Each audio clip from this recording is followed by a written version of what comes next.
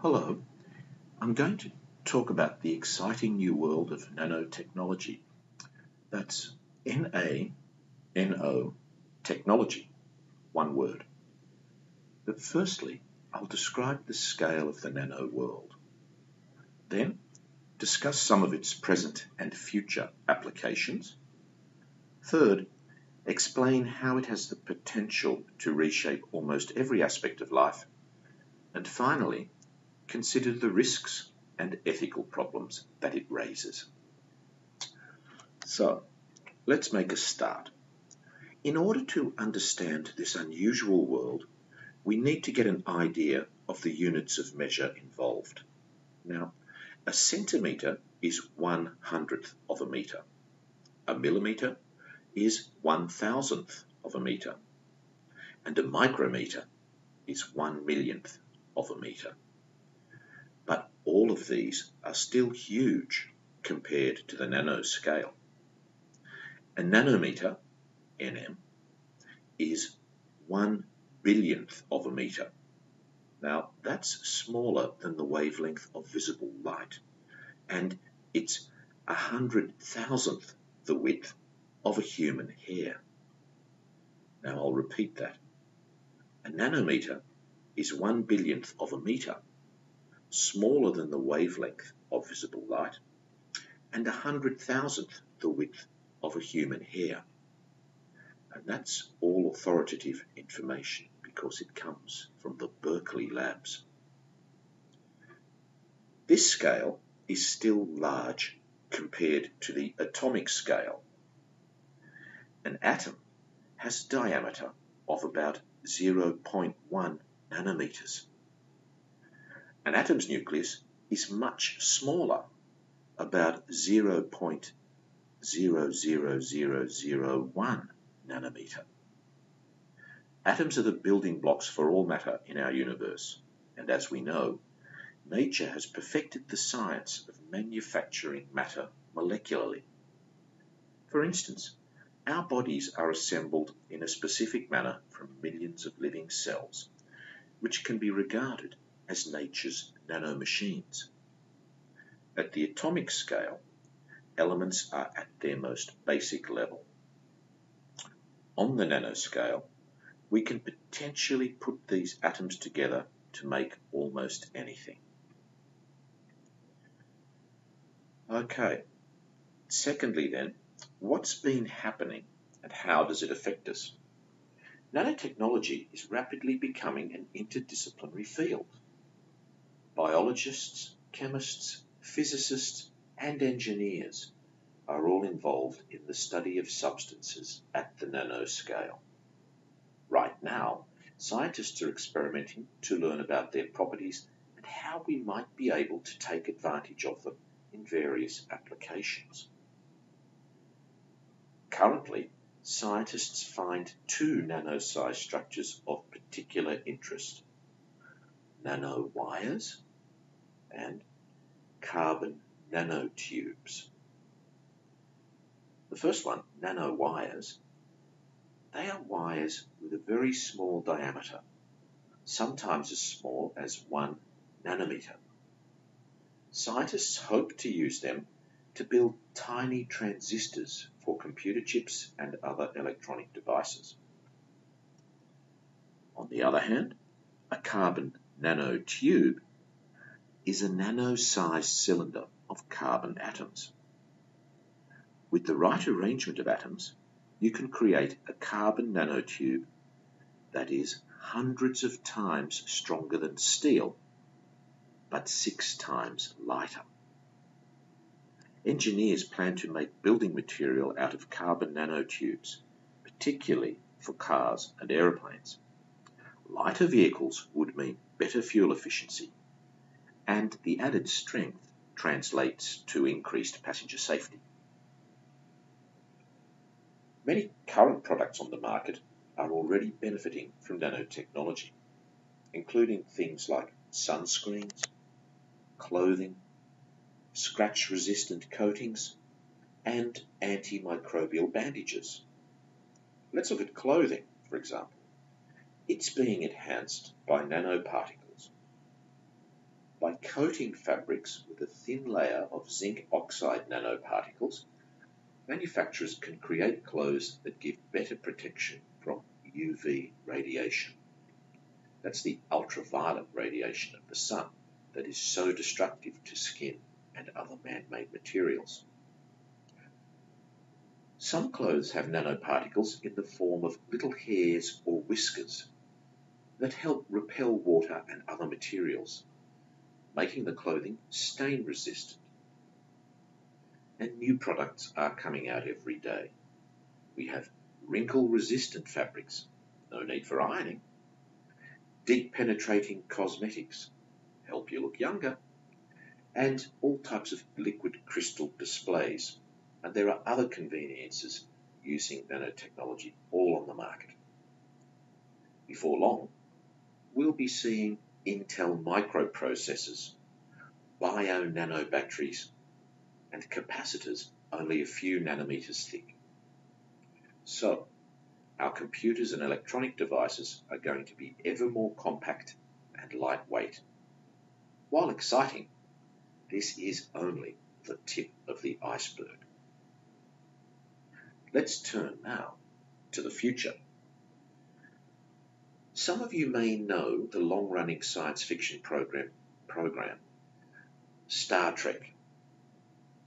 In the world of Star Trek, machines called replicators, that's REPLICATORS,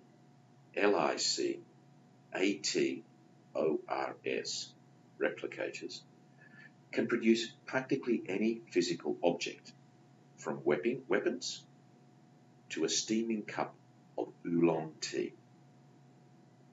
Today, such replicators are looking like a very real possibility.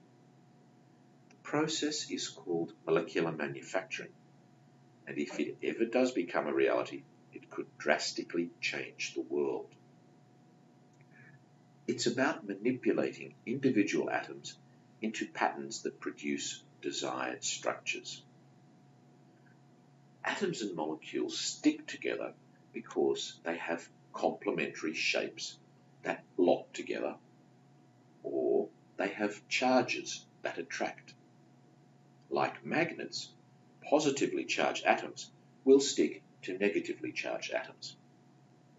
As millions of these atoms are pieced together by nanomachines, a specific product will begin to take shape. But how can this be done? The first step would be to develop nanoscopic machines. These are called assemblers, that scientists could program to manipulate atoms and molecules. Trillions of assemblers and replicators would fill an area smaller than 1 cubic millimeter, and they would still be too small for us to see with the naked eye. These assemblers and replicators could work together to automatically construct products and could eventually replace all traditional labour methods. This then could vastly decrease manufacturing costs, thereby making consumer goods plentiful, cheaper, and stronger.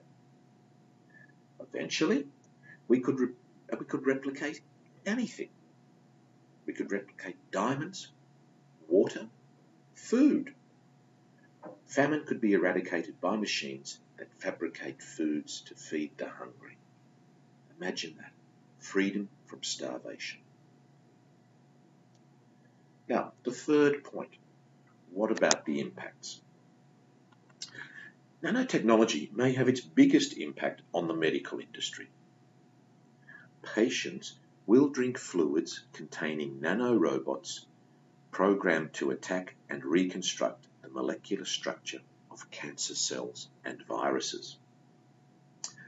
There's even speculation that nanorobots could slow or reverse the aging process. I'll put my hand up for that. And also that life expectancy could increase significantly. Nanorobots could also be programmed to perform delicate surgeries. Such nanosurgeons could work at a level 1,000 times more precise than the sharpest scalpel. By working on such a small scale, a nanorobot could operate without leaving any scars. Additionally, nanorobots could be programmed to perform cosmetic surgery, yes please, rearranging our atoms to change our ears, nose, eye colour, or any other physical feature.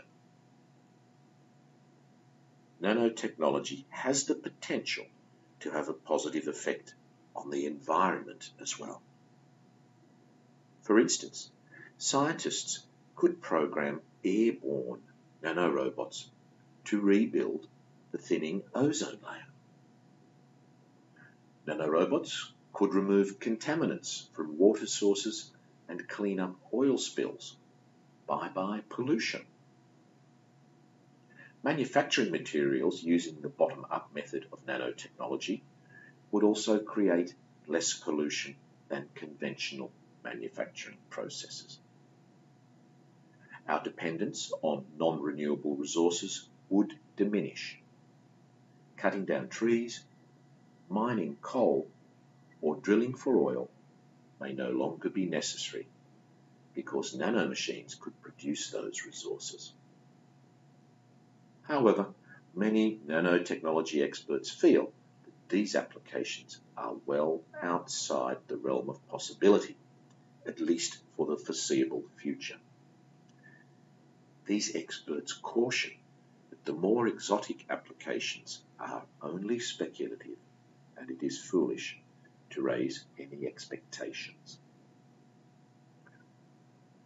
And then finally, importantly, there are the risks and the ethical questions, and I'd like to say a few words about these. The most immediate challenge is that we need to learn more about materials and their properties at the nanoscale. At this scale, elements do behave differently, so there's a concern that some nanoparticles could be toxic. Some doctors worry that the nanoparticles are so small that they could easily cross the blood-brain barrier. That's a membrane that protects the brain from harmful chemicals in the bloodstream. If we plan on using nanoparticles to coat everything, from our clothing to our highways, we do need to be sure that those nanoparticles will not poison us. The same goes for sunscreens, for obvious reasons. There are also some hefty social concerns about nanotechnology. Nanotechnology may also allow us to create more powerful weapons, both lethal and non-lethal. Should we be talking about this now, or wait until these devices are actually built? In theory, medical nanotechnology could also make us smarter, stronger, and give us other abilities ranging from rapid healing to night vision. Should we pursue such goals? That's a question.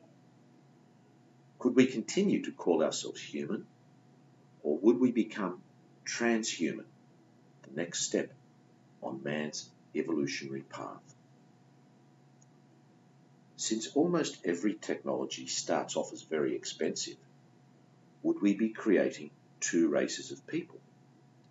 A wealthy race of modified humans and a poorer population of unaltered people?